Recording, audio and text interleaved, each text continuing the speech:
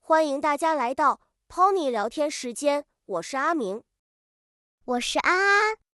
安安，我看你今天心情不错，穿的也很红火，是不是有什么喜事？哈哈，被你发现了。其实明天是我的生日。哇，提前祝你生日快乐。那明天打算怎么过？去吃西餐，切蛋糕吗？蛋糕肯定要吃，但我妈说了，明天一早必须先吃一碗长寿面。哎，这可是中国人的传统。同学们，长寿面，听名字就知道，它是祝你身体健康，活得很久的意思。对，而且吃长寿面有一个小挑战，这根面条非常长，吃的时候最好不要咬断。咬断了就不好玩了，对吧？这代表了大家对未来的美好愿望。这里的愿望就是你心里想要实现的事情。阿明，除了面条，你小时候过生日还会吃什么特别的东西吗？我记得我奶奶会给我煮2个红漆鸡蛋。红漆鸡蛋，这听起来有点像复活节的彩蛋。差不多，其实就是把煮熟的鸡蛋壳染成红色。红色在中国代表喜庆。喜庆这个词很有意思，就是说有开心的、值得庆祝的事情，比如结婚、过年或者过生日，我们都喜欢用红色。没错，现在的年轻人可能觉得吃红鸡蛋有点土，但那里面全是长辈的爱。既然说明天是我生日，阿明，你准备给我送什么礼物？哎呀，你这么直接问，我压力很大啊。不过送礼确实是一门大学问，有些东西在中国是绝对不能送的。没错，大家一定要拿小本本记好。比如，我最喜欢收集各种各样的表，但你千万别送我钟。为什么呢？送钟听起来不是很准时，很商务吗？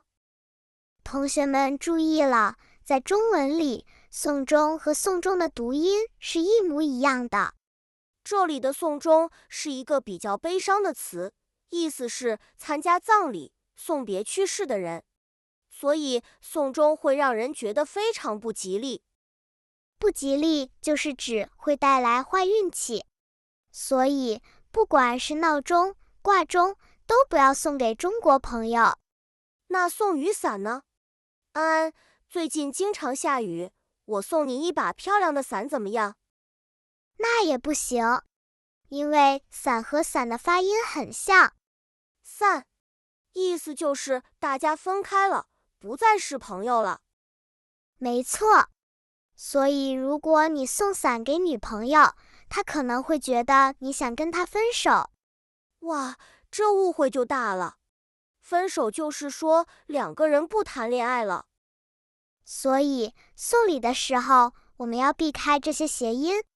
谐音这个词对 HSK2 的学生可能有点难，我解释一下，就是2个字的意思不一样，但读音一样或者非常像。中国人很看重这个。既然钟和伞都不能送，那我送你一个红包总可以了吧？哈哈，这个我绝对欢迎。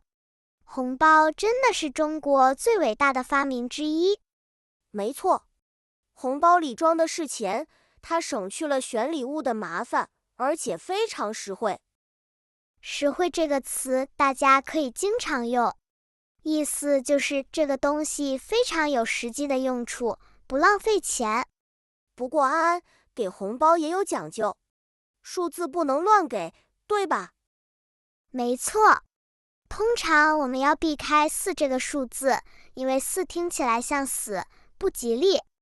相反，我们喜欢6和8，比如66块或者88块。因为6代表顺溜，就是做事情很顺利，而8代表发财，就是赚很多钱。现在的年轻人更时髦了，我们直接在微信上发红包。对，这叫电子红包。不管是过生日还是过节，微信里全是红包的提示音，非常热闹。安安，我还发现一个有趣的现象，有些老人家过生日喜欢说过久不过时。哎，这又是中国的一种风俗。风俗就是一个地方长久以来形成的习惯。为什么60岁生日要在59岁过呢？因为老一辈人觉得满10的岁数是一个大关，可能会有挑战，所以提前1年过可以消灾。消灾就是让不好的事情消失。不过现在这种讲究也越来越少了。现在的年轻人更喜欢过整岁的生日，比如20岁、30岁，觉得那是一个新的里程碑。里程碑，这原本是指路边标志距离的石头，但在生活里，它代表一个非常重要的阶段。没错，不管怎么过，最重要的是和亲朋好友聚在一起。亲朋好友这个词很好记，就是你的亲戚和你的好朋友们。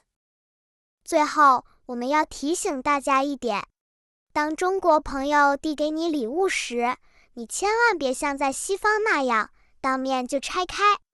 哎，这是为什么？在西方，当面拆礼物表示你很兴奋，很喜欢。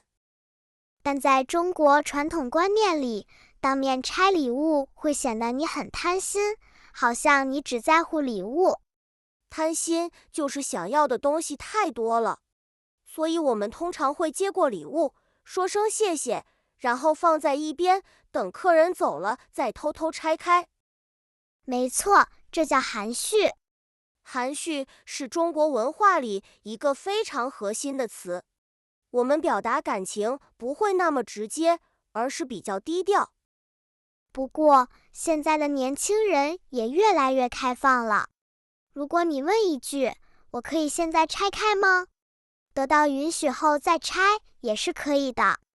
阿明，刚才咱们聊了长寿面和红包，但我觉得中国孩子出生后的第一个生日最特别，那个叫什么来着？那个叫抓周，这可是中国宝宝人生的第一个大仪式。对，抓周。同学们，这可不是抓一只周先生，这里的周指的是1周岁。没错，在大人的眼里，这就像是一个职业测象仪。我们会把书、笔、钱、算盘，甚至是小玩具放在宝宝面前，看他先抓哪一个。我听说，如果宝宝抓了笔，以后就是当作家或者老师；如果抓了钱，以后就是大老板。哈哈，这其实就是长辈们的一种期盼。期盼这个词比愿望要重一点点，它包含了长辈对晚辈深深的爱和要求。那安安，像你这个年纪，也就是25、26岁，过生日通常怎么搞？我们这个年纪嘛，追求的是仪式感。仪式感，这个词现在在中国特别火，意思就是哪怕是一件小事，也要做得很有感觉，很精致。没错，我们会找一家漂亮的餐厅，布置很多气球，还要拍很多照片发朋友圈，这叫打卡。打卡这个词原意是上班按手印，但在社交媒体上，就是只去了一个很出名的地方，拍照证明自己来过。那阿明，如果是像爷爷奶奶那种60、70岁的老人家过生日呢？那就不叫过生日了，要叫过大寿。这里的寿就是长寿的意思。过大寿通常要摆很多桌，请所有的亲戚朋友吃饭。而且送礼也有讲究，除了红包，我们还会送寿桃。寿桃是新鲜的水果桃子吗？有的是新鲜的，但更多是用面粉做的，红白相间的点心，长得像个大桃子。因为在传说中，吃了西王母的寿桃可以活很久。哇，这又是咱们中国特有的神话色彩。聊到请客吃饭，安安，我得问你一个很敏感的问题。怎么？难道你要问我明天生日聚会谁买单？哈哈，没错。很多外国朋友很困惑，在中国过生日的人是请客的人，还是被请的人？这确实跟西方不太一样。在很多西方国家，朋友们会 AA 制，或者大家凑钱给寿星买单。但在中国，传统的做法是谁过生日谁买单。买单大家都知道，但为什么寿星要自己掏钱呢？因为中国人觉得过生日是你最开心、最幸运的一天，所以你要把这种运气分享给大家，请大家吃顿好的。这种分享精神确实很中国。不过，阿明，现在的规则也在变。哦，怎么变了？比如我们年轻人聚会，虽然寿星买了单，但朋友们通常会回送一份价值不菲的礼物，或者在第二场唱歌、喝奶茶的时候主动付钱。这种叫礼尚往来。礼尚往来是一个非常经典的成语，意思是你对我好，我也要对你好，你送我礼，我也要回礼。这种良性的循环能让朋友之间的关系更稳固。所以，同学们，如果你被中国朋友邀请去参加生日派对，千万别空手去。空手就是什么都没带。如果你不知道送什么，带一束花或者一盒点心也是非常有礼貌的。